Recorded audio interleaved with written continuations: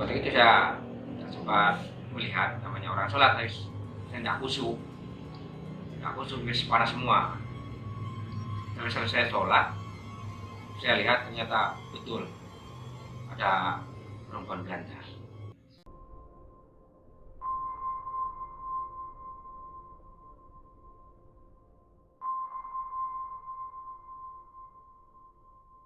Assalamualaikum warahmatullahi wabarakatuh.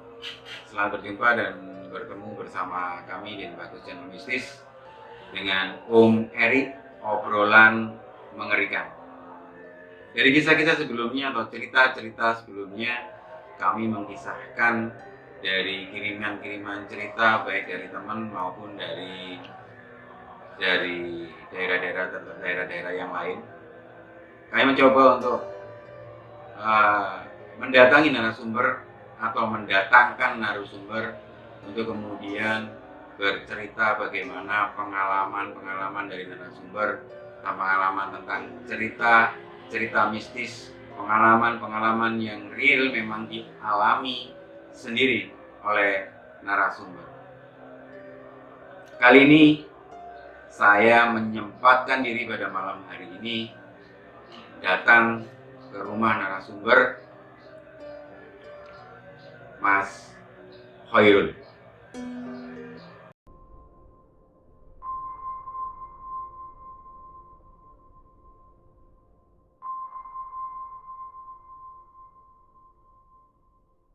Mas Khairul, Ya, monggo sudah sampai ceritakan pengalaman sampean yang pernah beberapa hari lampau, sedikit bercerita kepada kami. Sekarang terkupas secara lengkap untuk Mas Khairul ceritakan. Monggo Mas Khairul. baik, saya akan ceritakan. Nama saya Khairul, saya bekerja di suatu perusahaan. Nah, waktu itu saya training selama 3 bulan, saya dinas pagi. Nah, setelah sampai sudah 3 bulan, saya dengan pimpinan saya besok masuk sore. Akhirnya saya masuk sore. Terus setelah masuk sore sama teman-teman saya itu, kayak apa gitu sama teman-teman saya itu, nanti kalau ada mistis gimana? Saya sempat nggak percaya.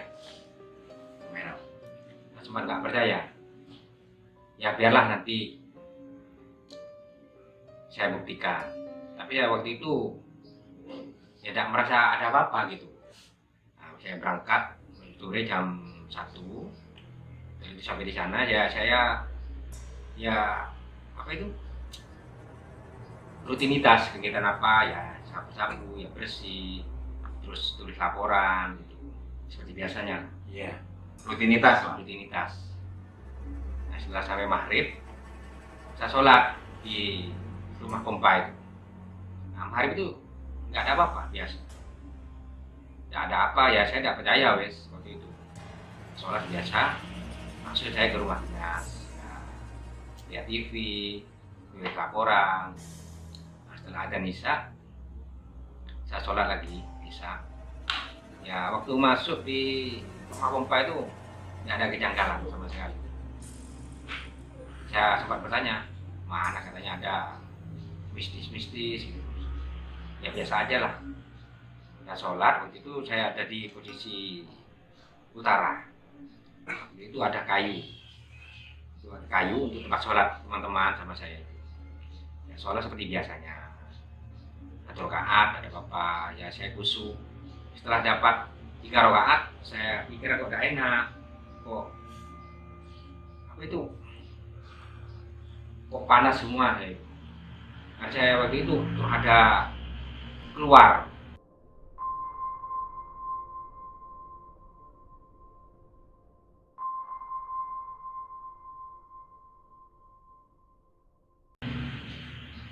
perempuan berbaju putih seperti laundress, kayaknya kayak anaknya Belanda.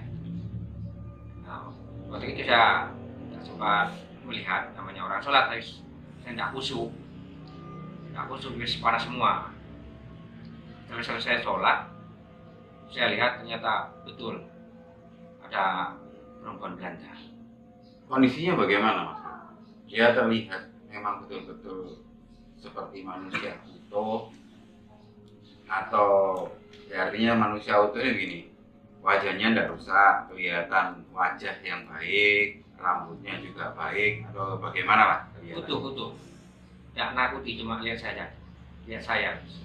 Pokoknya lihat terus. Ya tapi kalau mukanya rusak, ya lebih takut lagi saya. Saya cepat melihat, waduh anaknya Belanda. Harus saya lari, kan naik itu mas, naik. Akhirnya lari, saya langsung ke teman saya. Pak, kok ada perempuan di dalam rumah pompa itu. Wah biasa perkenalan dik. Waduh kalau gitu besok barengi lagi saya. Nah waktu itu wes saya percaya wes kalau di situ ada mistis, karena di rumah pompa sama bangunan rumah dinas itu peninggalan Belanda. Ya kira-kira tahun kalau nggak salah 1928. Berarti sampai hari ini sudah hampir 100 tahun mas. Iya asli itu, nggak direnovasi. Tapi dalam kondisi sampai hari ini tetap baik ya. Baik, bersih, semua terawat. Jadi kalau yang dinas pagi itu dipel, bersihkan semua sampai kayak serem gitu. Ya ada, terawat semua. Mas Hairul, pada saat sampean jenengan sholat, Ya, terus jenengan secara nggak langsung memang kan pandangan manusia ini, mata manusia ini hanya kecuali di belakang 180 derajat, mata ini mampu melihat samping kiri kanan. Pada sampean sholat, terus kemudian sampean terlihat hal semacam yang Mas Hairul lihat. Saya ingin, apa sih yang sampean rasakan begitu ketika saya melihat itu dalam kondisi seperti itu? Apa yang sampean rasakan? Sampean tenang atau apa, atau perasaan sampean gimana? Apa dalam yang sampean rasakan pengaruh daripada tubuh setelah melihat hal seperti itu? Hawanya. baik. Waktu rakaat pertama itu biasa aja. Saya kusuk. Nah setelah rakaat kedua, ketiga itu badan saya itu kayak gemeyang gitu. Kayak bulu kulit ini berdiri semua. Meriang, panas. Setelah saya ada bayangan putih, saya lirik, terus kunci saya soalnya itu tidak kusuk wis, khusus ndang mari gitu. Tapi sempat menyelesaikan sholat mas? Sempat, tapi wis bacaan soal saya tidak kusuk wis, karena ya itu wis ada perempuan kayak anaknya Belanda gitu. Rambutnya panjang, itu londres persis wis. Tapi nggak nakuti, cuma lihat saya aja. Dekat, itu jarak dekat apa? Sekitar 10 meter lah dari posisi saya yang dari utara itu. Dari posisi sampean sholat. Nah, waktu sempat saya lihat, aduh kok anak Belanda, langsung lari saya wis. Rambut warna apa? Warna hitam, panjang hitam. Ya posisi itu rumah pompa itu nggak gelap, lampunya terang. Kalau boleh didefinisikan kalau boleh. Apakah memang betul-betul itu anak Belanda atau bahasa kita, bahasa urban ini mas, bahasa urban seperti orang-orang bahasanya kuntilanak lah gitu. Apakah seperti itu? Seperti di gambar-gambar gitu loh mas. Iya, Film-film gitu. Nah, bisa. Seperti itu kan? Iya. Putih, rambutnya panjang. Ya hidungnya mancung, kuning gitu. Tapi sekejap saya melihatnya itu. Tidak lama, namanya wis orang takut, Langsung lari mas. langsung lari. Kondisi jam berapa itu mas? Sekitaran jam 7 malam. Jam 19 gitu. Tapi waktu ada penampakan itu di pintu itu agak gelap. Nah, kalau di rumah pompanya ya ada lampu terang.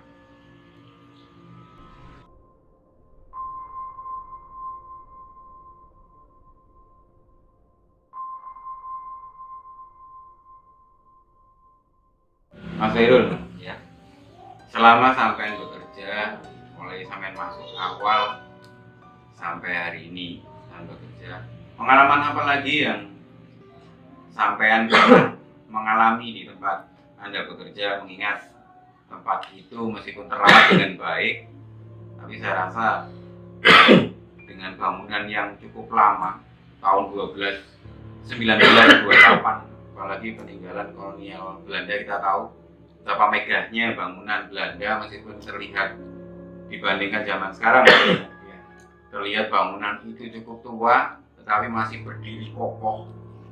Kesan-kesan eksentrik, artistiknya tentu itu juga sebuah gambaran atau petikan sesuatu yang salah satu cagar budaya atau budaya dunia. Mas Irul, pengalaman apa lagi yang bisa jenengan ceritakan selama saya bekerja? Monggo Mas Irul. Ada Mas, waktu itu waktu yang saya tadi ceritakan masuk sore kan ya. Sekarang saya waktu itu dinas malam. Dinas malam itu Tapi dalam waktu yang berbeda, Mas. iya berbeda. Jaraknya juga berbeda. Satu minggu sekali. Satu minggu setelahnya atau berapa bulan baru sampai mengalami? Ya sekitaran 1 bulanan lah. Ya. Saya dinas malam. Waktu itu saya dengan teman saya jam 2 malam itu kan harus kita ngidupin pompa lagi. Ya. Nah, pompa yang nomor 2 sama 3 saya hidupkan del. Saya nggak langsung naik, nggak langsung ke rumah dinas. Saya harus menyesuaikan ampere. Kalau langsung ditinggal, maka pompa itu akan trip, overload, mati. Jadi saya tunggu selama 15 menit. Strategis begitu lah. Iya, sampai 15 menit sampai ampere itu normal. Nah, setelah saya normal, kenapa saya kok penasaran ke cek valve yang ada di pipa itu? Padahal sebelumnya saya nggak pernah penasaran. Sekitar jam 2 lebih lah, jam 2 malam. Terus saya dengerin di cek valve pompa itu. Saya dengerin bunyinya air. Ini. Nah, sekitar dapat 10 detik di dalam air itu meledak kayak bom. Kayak bom, guys. Wah. Langsung saya geblak di lantai, guys. Duduk, guys. Itu karena saking kagetnya apa karena getaran efek dari pipa atau emang sampai saking kagetnya? Enggak, kalau pipa secara teknis bunyinya tidak kayak gitu. Normalnya kalau kena hantaman air itu bunyinya letak, itu bukan kayak gitu, tapi kayak bom. Itu aneh. Langsung ya geblak, wes gak ingat apa-apa seperti itu. Setelah saya sadar, saya bangun, ya ada rasa takut, wes. Ya jalan seperti biasa, wes. Lemas saya. Langsung saya ke teman saya, Pak, sampai dengar barusan ada suara bom. Mana, Dek? Tidak ada suara apa-apa ini. Bom. Loh, iya temen loh Pak. Saya sampai pingsan di dalam. Sampean nih, aku yang takut. Enggak, kan temenan loh. Biasa wes pingin kenalan gitu teman saya itu. Berarti wes saya dicoba 2 kali wes. Yeah. Itu anaknya Belanda. Sekarang yang cek valve, yang bunyinya nggak wajar gitu. Nah itu yang kedua kalinya ya di dalam rumah Kumpalas. Yang kejadian aneh lagi ada ya dinas malam juga saya selama 1 minggu itu. Ya bersama teman saya itu. Kan biasanya jam 2 harus ngoper. Nah jam 2:15 itu harus standby teman-teman.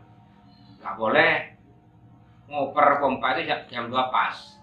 Harus sebelumnya kurang 10 menit harus dioper. Karena harus suplai air ke kota itu biar cepat gitu Mas. Iya. Nah, saya ketiduran. Nah, saya itu dibangunin.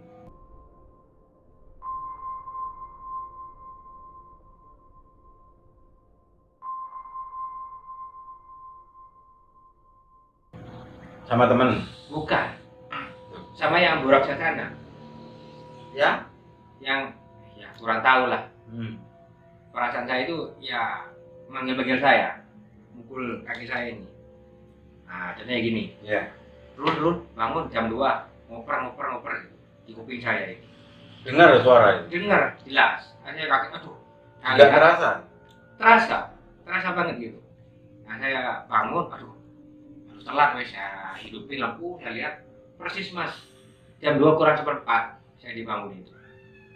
Tapi Mas Rul nggak mengerti ya siapa yang bangun? Nggak ngerti, teman saya juga ya tidur gitu. Akhirnya saya bangun jam 2 seperempat, ngoper, akhirnya bareng. Nah itu wes kejadian yang aneh juga.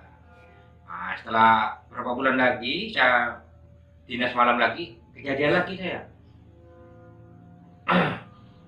Kejadian lagi, ini bukan masalah untuk ngoper mesin lagi. Nah saya dibangunin lagi.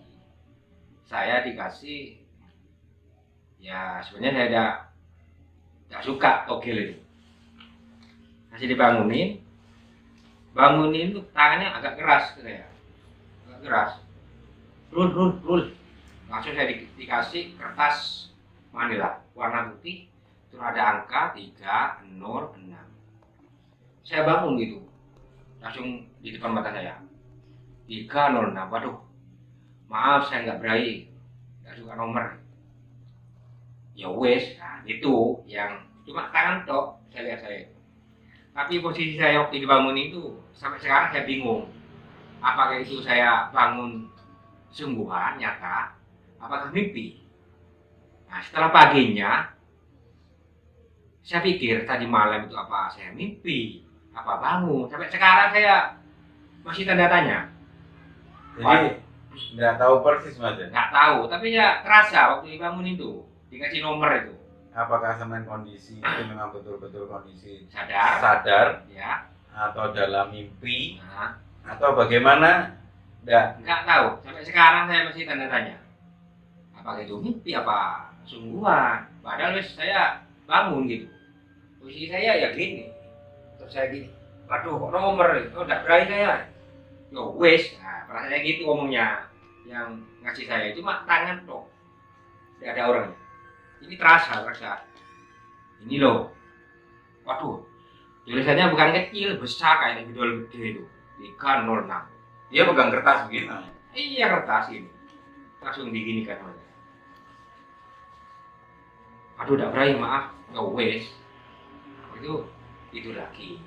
Tapi kayak mimpi, tapi kayak nyata. Sampai sekarang mampunya apa turu, apa tangi, tanda tanya ya. Wah itu nomor, nggak berani. Nah, teman-teman saya waktu itu ya keramal, ya gini, ya diam aja. Kalau saya nggak berani, teman-teman saya ya berani semua kayak gitu. Akhirnya terus waktu itu keluar nomornya, saya keluarkan juga. Wah tadi malam itu sih udah bicara sama aku udah berani. Ya kayak nanya aku sih. Nggak suka lah istilahnya. Iya, nggak berani. nggak suka. Nah setelah itu ada lagi. Nah itu mimpi wes, mimpi. Entah yang berapa kalinya, 4 kalinya kurang tahu wes itu. Mimpi. Nah waktu itu ada nomor dari langit. Jatuh sih. Jatuh ke lubang apa namanya itu? Yuyu lah. Yuyu. Nah, nomor itu angkanya 8. Tapi tidak sampai masuk ke lubang ini. Nah, mengambang ini. Datang lagi sih. Datang lagi. Nah, itu nomor lagi itu. Itu dalam kondisi sadar atau dalam Mimpi.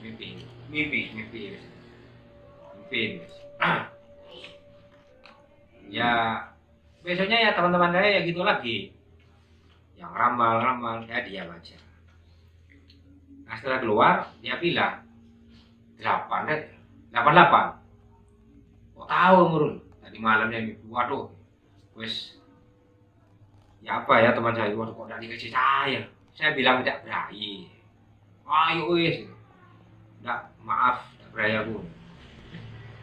Pemirsa, yang Budiman, dari beberapa cerita, dan ini adalah cerita yang terakhir dari Mas Hoirul ini, jelas terlihat kalau dipetik dari hikmahnya, maka mereka seperti janji mereka dalam tanda kutip mereka seperti dikisahkan dalam pengajian hadis atau Quran, bahwa mereka akan mengganggu anak manusia hingga pada hari akhir. Mas Khairul adalah salah satu orang yang tidak berai tadi. Berai artinya, ini bahasa di sini, tidak suka tentang hal-hal togel dan macam-macamnya. Maka beliau diganggu untuk diberikan nomor supaya beliau terjerumus dalam, ya samalah togel dengan perjudian, karena mengadu keuntungan. Sekali lagi, tidak ada judi membuat orang kaya, membuat orang sengsara, itu pasti.